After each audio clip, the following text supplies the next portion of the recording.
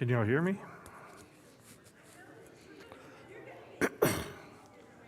Good morning.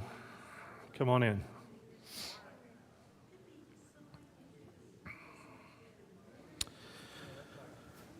I hope y'all have survived the cold weather and the snow, and I believe we're supposed to get like a quarter inch to a half inch of freezing rain tonight.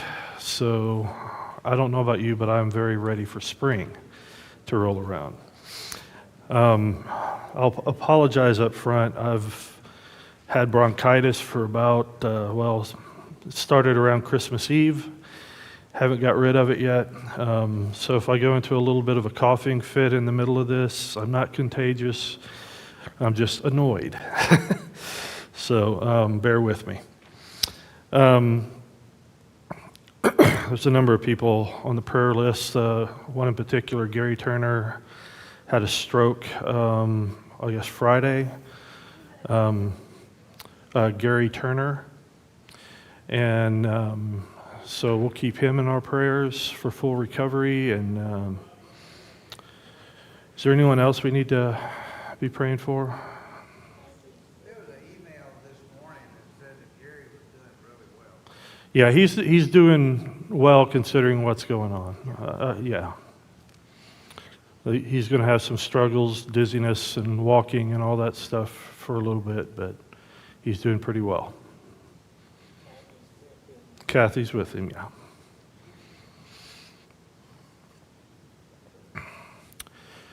Well, let's go to our Father in prayer. Lord, thank you so much for the opportunities you put in front of us. Thank you for the blessing of your Son. Thank you for this church family you've made us a part of. Thank you for the love that you have for us. Be with us today, Lord. Give us humility, give us strength, give us patience, and most of all, give us your Spirit to lead us. Lord, be with Gary and Kathy, and thank you for the stroke not being worse than it was, and continue to heal him and give Kathy the strength to be there all the way. Continue to be with Amy and Pano and all others that are dealing with cancer, and just give them strength, give them healing, give their family strength, and just let us all as a family be there for them. It's in your Son Jesus' name I pray. Amen. So today we're going to go through the entire chapter of Acts 22. I was not able to make it last week, but I assume y'all heard about the challenge that Paul had as he went back to the temple and was violently attacked by some very zealous Jews that riled everybody up and grabbed him and drug him out of the temple area and beat him, and were going to kill him until the Roman centurion and guards arrested him. What a great way to be saved, is to be arrested. So that's where we pick up today. That's one way to be saved, yes. That's where we pick up today. And we're going to go through this. I'm going to read a series of verses, and then we'll stop and we'll discuss those and keep going through. But toward the end of it, I just want to talk about Paul in general, because there's some things that came up for me during this lesson discussion that kind of struck me hard this week. So let's turn to Acts 22, verse 1. Brothers and fathers, listen now to my defense. When they heard him speak, to them in Aramaic, they became very quiet. Then Paul said, I am a Jew, born in Tarsus of Cilicia, but brought up in this city. I studied under Gamaliel and was thoroughly trained in the law of our ancestors. I was just as zealous for God as any of you today. I persecuted the followers of the way till their death, arresting both men and women and throwing them into prison. As the high priest and all the council can themselves testify, I even obtained letters from them to their associates in Damascus and went there to bring these people as prisoners to Jerusalem to be punished. So let's stop there for a second. This is Paul. Immediately after these people just beat him and were going to kill him, he requests from the centurion that he be able to speak to them. And it was granted. So this is how he starts. I mean, you're just been beat up by these people. Brothers and fathers, listen to my defense. Who used those very similar words in their statement right before they died? Stephen. Stephen used those same words when he was speaking to his accusers right before he was stoned to death. So this is Paul. I am a Jew. I have the pedigree that all of y'all have, plus some. I studied under Gamaliel. How many of you can say that? He's showing them that he's no different than them. In fact, he's more educated than them. And he has been every bit as zealous as they are right now. He understands them. He knows them. He knows what's going on in their head right now. Because not only has he been there, he was the man there. He was the one who went after the way. That's who he is. That's what he's telling them, who he is. Very powerful. And the fact that he said this in Aramaic, he spoke Hebrew to them, that put it on a different level for the Jews. This was, okay, nobody in their right mind is going to blaspheme God at the edge of the temple in Hebrew. Nobody. So we're going to be quiet and we're going to listen to his defense.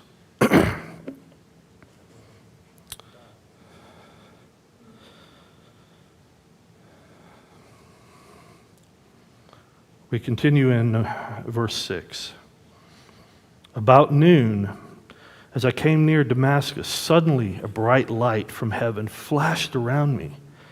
I fell to the ground and heard a voice say to me, Saul, Saul, why do you persecute me? Who are you, Lord? I asked. I am Jesus of Nazareth, whom you are persecuting, he replied.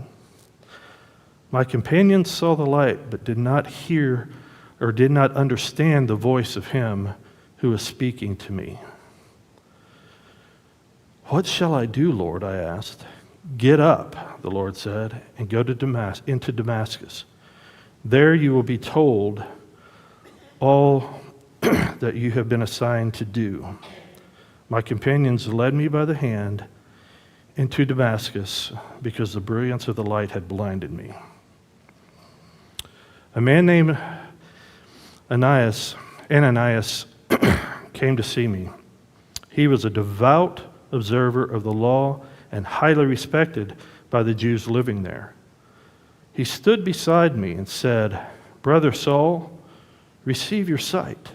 And at that very moment, I was able to see him. Then he said, 'The God of our ancestors has chosen you to know his will and to see the righteous one and to hear words from his mouth. You will be his witness to all people of what you have seen and heard. And now, what are you waiting for? Get up, be baptized, and wash your sins away, calling on his name.'" So his first statements were, "I am you. I am every bit what you are. I have been as zealous as you have been. Now listen what has happened to me. Listen to what my experience has been." So there are some differences that we see here versus Luke's account of Saul's transformation. Do you know, can any of you think of what those are?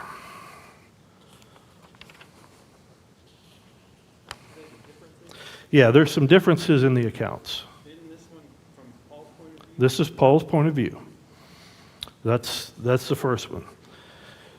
The light from heaven, it's recorded here that it was at noontime. That's one of the differences. In Luke's account, his companions did not hear the voice. In Paul's account, his companions heard the voice but did not understand. So those are a couple of the differences there.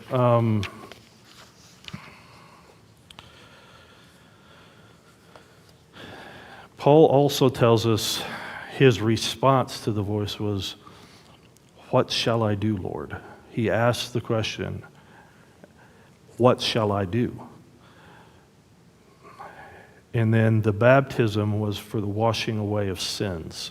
Those are the four of the items that were added here in Paul's account that were not part of Luke's account.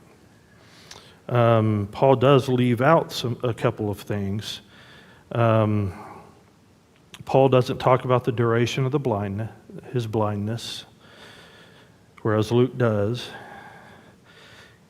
Paul doesn't say anything about fasting and praying. And instead of telling what the Lord had said to Ananias, he speaks of his good reputation, his reputation in that city of being a good Jew, of being highly respected, following all of the laws.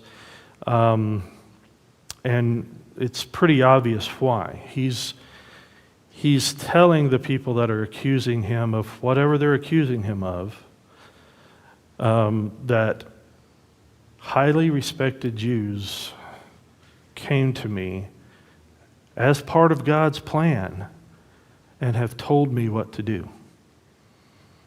They were part of God's plan. This isn't just me. This isn't just me and what I want to do and my vision. There's other people involved here that you can go talk to, that you can go and ask, that are highly respected, that are part of this.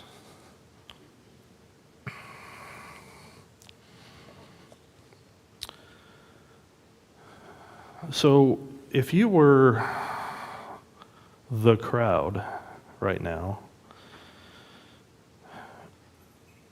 what would you be thinking? How would you be reacting? This man that you've heard about that hasn't been around in Jerusalem for a long time, but you heard all these terrible things, and now you've attacked him, and now you've beaten him, and now he's speaking to you in Hebrew and talking about his pedigree. and he's telling you these stories that other people can collaborate, what's going through your head? You'd still be skeptical, as would I. Has he changed spots? Okay.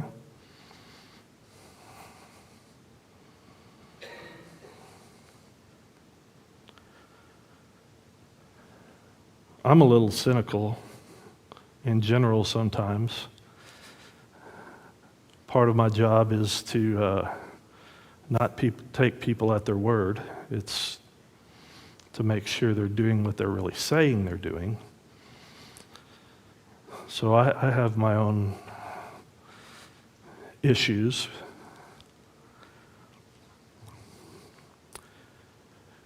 What did Paul think he was doing right here? I think that's probably a more interesting question. How did Paul think it's going? I mean, this is all speculation, but it's interesting to think about.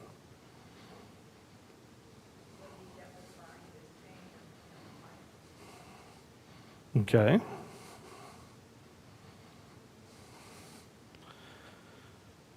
What's it? Oh, go ahead. Probably, just like when he went into the temple or any other time, he knew he wouldn't get everybody. And that there would be some people whose minds and hearts were open. Okay. Plus, maybe he knew it'd be written down. Okay.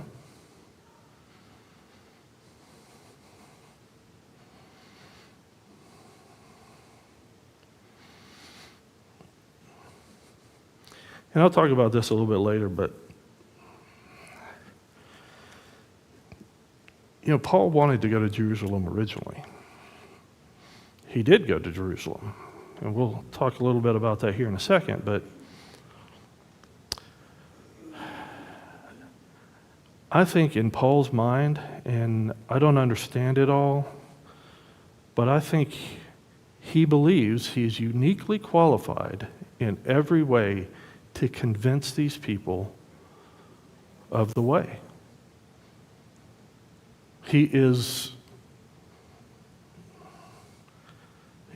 got everything that somebody could ask for to be able to convince them. Why would you not? I mean, he's the Jew of Jews. He is done it all. He had the council behind him, the chief priests behind him. He was the man that went to them and said, hey, let me go to Damascus and let me get these people and bring them back here to imprison them. If they're not going to listen to Paul, who would they listen to? He's the guy. Yeah, Romans 23, the first verse, he says, okay, I fulfilled my duty, and I can have a good conscience now. I've told you everything I can do now. I can have peace. Yeah. I mean, he loved the Jews. I mean, He loved the Jews and he loved Jerusalem. He wanted to be there. And he did throughout his journeys. He wanted to go back and talk to them. I think he fully believed he could change them.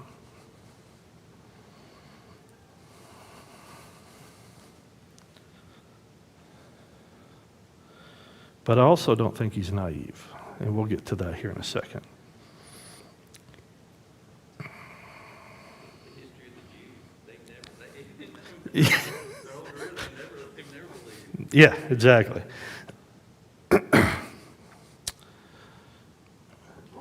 So Paul continues in his defense.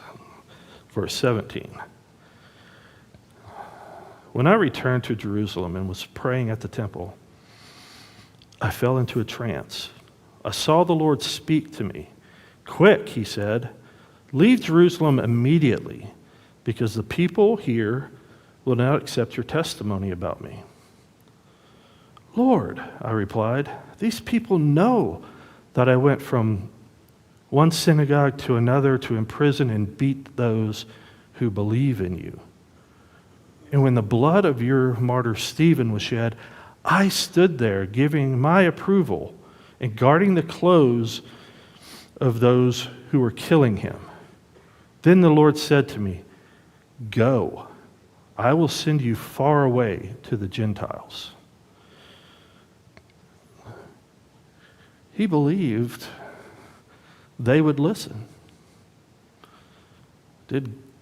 He argued with God about it. Let me stay here. I can do this because of the things that I've been through and the way that I was. I can convince them. Does God argue back? No. He just says, go. I will send you far away to the Gentiles. He doesn't try to convince Paul. He just says, go. Paul, Paul the Roman citizen, verse 22. The crowd listened to Paul until he said this. Then they raised their voices and shouted, rid the earth of him. He's not fit to live. As they were shouting and throwing off their cloaks and flinging dust into the air, the commander ordered that Paul be taken into the barracks. He directed that he be flogged and interrogated in order to find out why the people were shouting at him like this. As they stretched him out to flog him, Paul said to the centurion standing there, is it legal for you to flog a Roman citizen who hasn't even been found guilty? When the centurion heard this, he went to the commander and reported it. What are you going to do? He asked. This man is a Roman citizen. The commander went to Paul and asked, tell me, are you a Roman citizen? Yes, I am, he asked. Then the commander said, I had to pay a lot of money for my citizenship. But I was born a citizen, Paul replied. Those who were about to interrogate him withdrew immediately. The commander himself was alarmed when he realized that he had put Paul, a Roman citizen, in chains.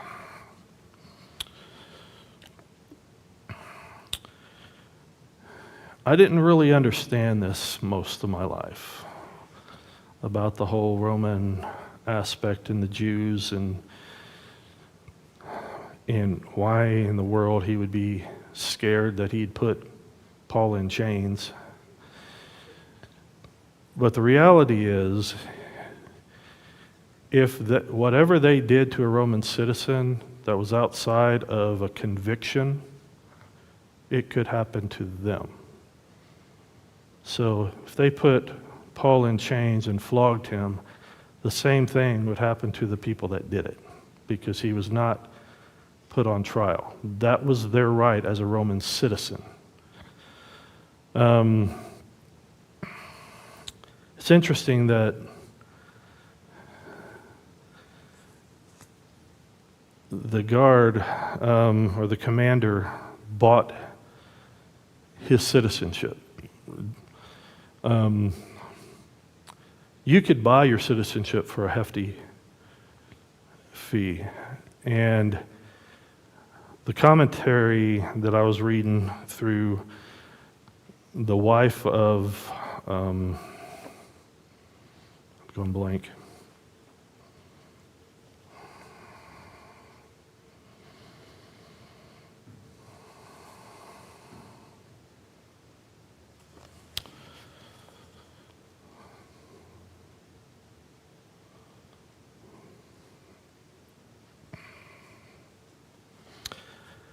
The person in charge of citizenship for Rome.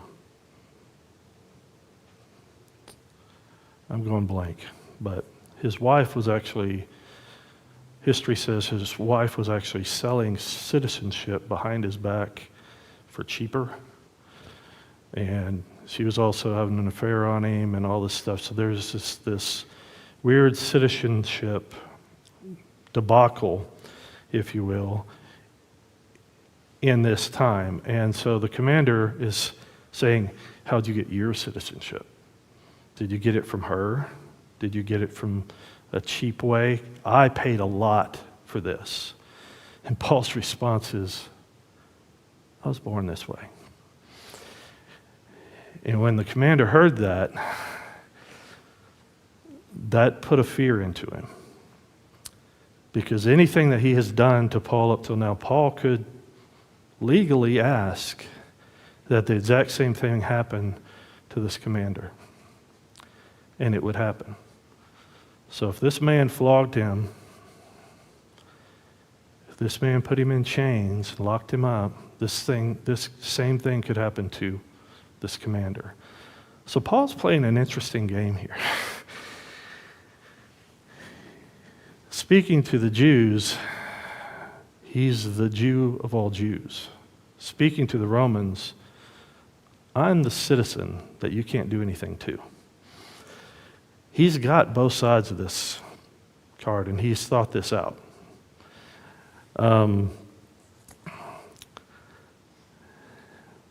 And he uses all of this. He uses all of this, all the things that he's been born with, given, granted, and he uses it all for God's glory. Sorry, I got to get a drink before I start coughing.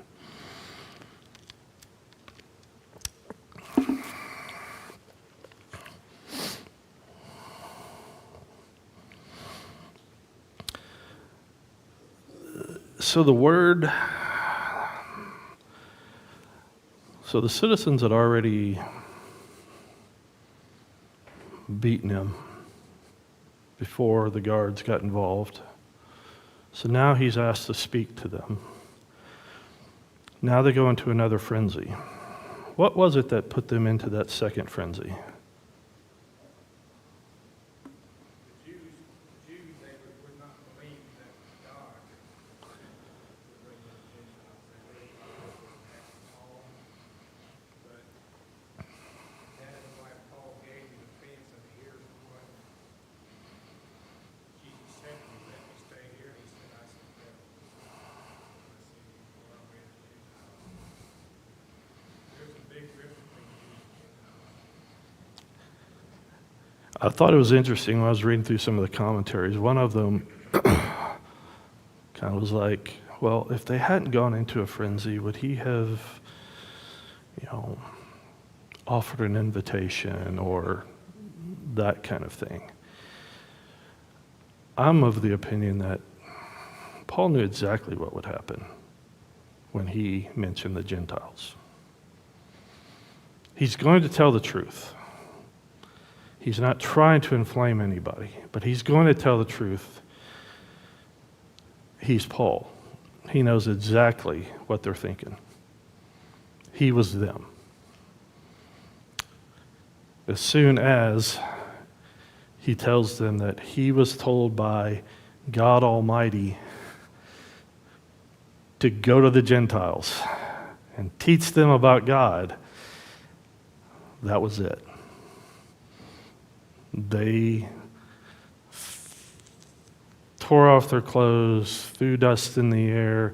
Some say it was shaking out of their clothes, like the dust from you can't be on us. You are dead. You're dead to us. Get rid of him. We can't hear any more of this. He's done. I always wondered how Paul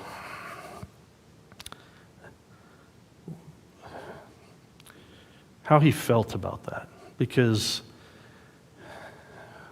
these are the people that he wants so badly to know Jesus. He wants them so badly. He's been wanting to come to Jerusalem and talk to them about Jesus from the time he was converted. Now he has his chance. He's in front of them, and for the second time in a row, they want to kill him for telling them. That had to be tough, I would think. Very disheartening. But he knows that the words that he spoke are what the Spirit was leading him to say. All he's doing is telling the truth. This is what's happened to me. This is my witness to you. Here we are.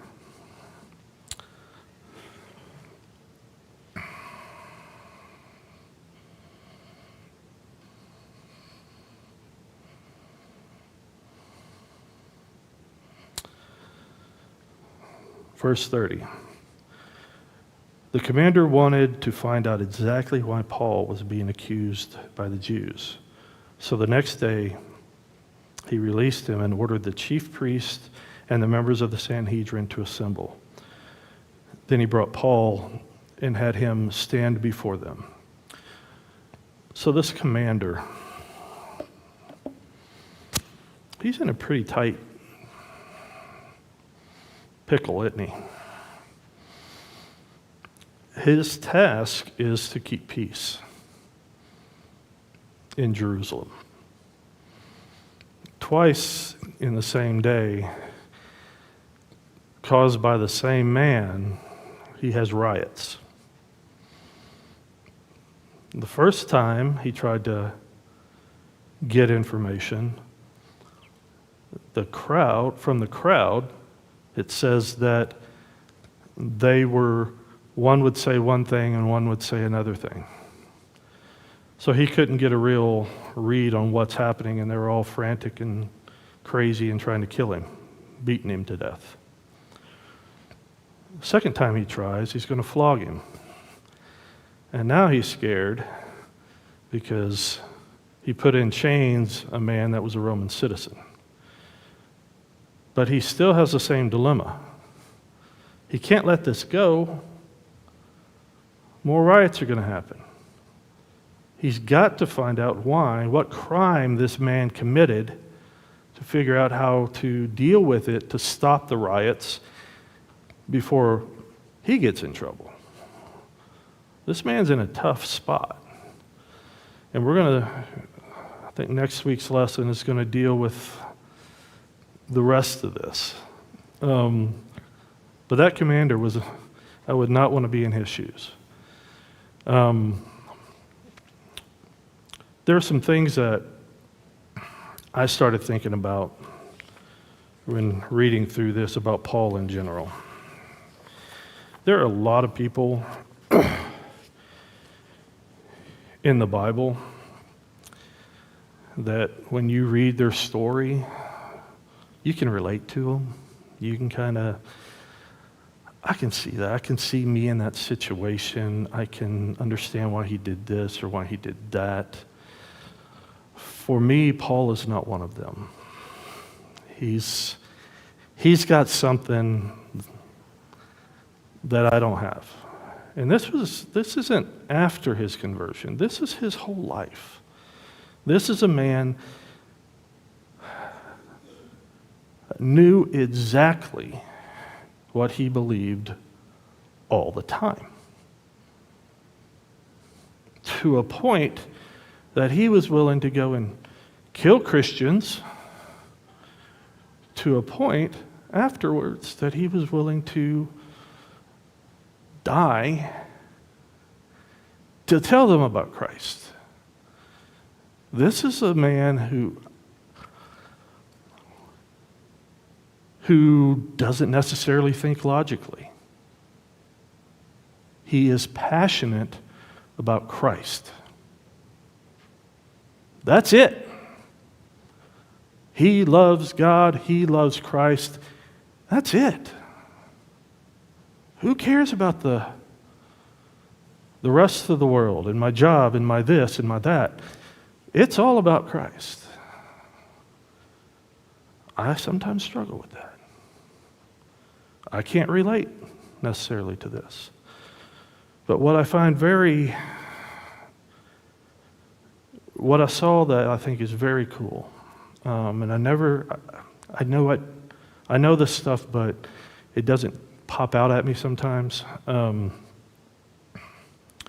Difficulties.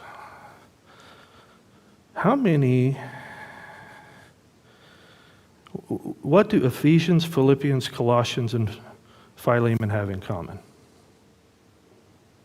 Anyone know?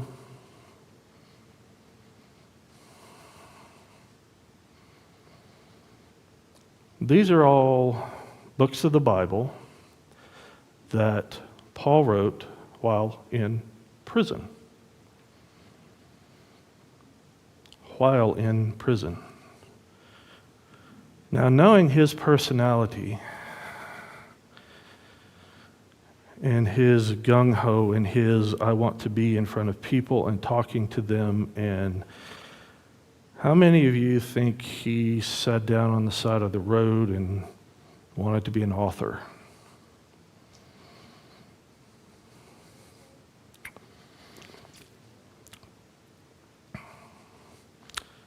Would he have slowed down enough to write books to people very often? He's a go-getter.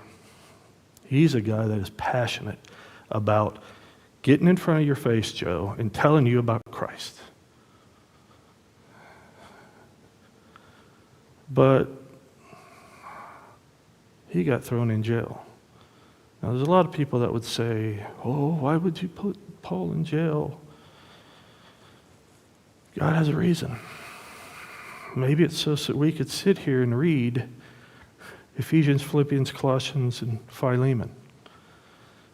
Because no matter what situation, what circumstance Paul was in, he found a way to teach about Christ. So, cancer may slow you down. Death of a loved one may slow you down.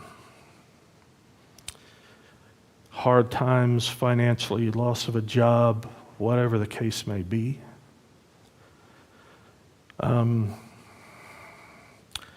Maybe the whole thing is God's putting you in a different place so you can do something that you wouldn't have done otherwise. And that's hard for me to grasp sometimes, because I have, this is what I'm doing. This is how my life goes. I'm very, Robin can tell you, I don't like surprises a whole lot.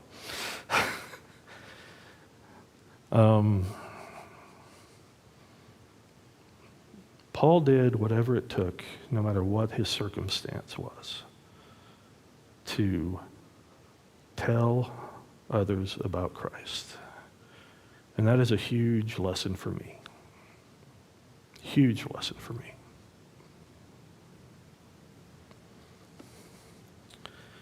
We're about 5 minutes early. Do you have any questions or comments? Or yes, sir. What is so awesome about Paul? First thing that we can say is Paul understood. Because before he started out, he himself was a person. But then, I can't imagine what it would be now the Lord appeared right there before you. Yeah. And I can just imagine, who art thou, Lord? Yeah. I can just imagine. And so when we read Paul's letter, we really need to think about that. Listen, Paul has been through the whole situation. He was a persecutor. He was brought to Christ, but in an awesome way that we can't even imagine what it would have been like. And not only that, but he had even been persecuted, so he understood